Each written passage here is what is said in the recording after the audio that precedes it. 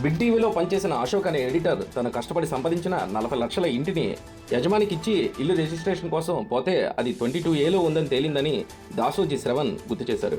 22A వల్ల తాను పడుతున్న బాధను అంతా వివరిస్తూ హరీష్ రావుకి లేఖను ఇచ్చి వెళ్లాడని గుర్తు చేశారు. హరీష్ అన్న చేతిలో పెట్టి ఆయన గుండె బాధ అంతా హరీష్ అన్నకు చెప్పిండు. సామాన్యమైన వ్యక్తి కాదు ఈయన. బిగ్ టీవీలో ఆయన ఎడిటర్ అట, అశోక్ అని చెప్పని బిగ్ టీవీలో ఎడిటర్. ఆయన సోషల్ మీడియాలో ఆయన గాథంతా రాసుకున్నాడు. 30 ఏళ్ళు పనిచేసిన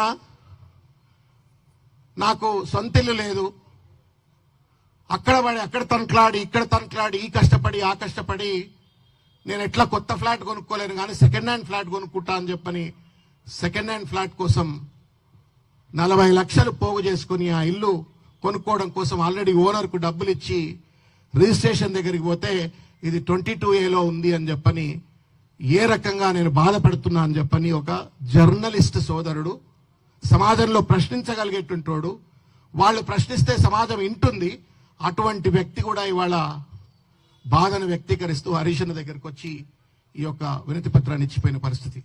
ఇట్లా చాలా మంది అశోకులు ఉన్నారు. ఇవాళ లక్షలాది మంది, కోటాను కోట్ల మంది ఇవాళ ఈ 22A వల్ల ఇవాళ నానా ఇబ్బంది గురవుతున్నట్టు ఒక పరిస్థితి.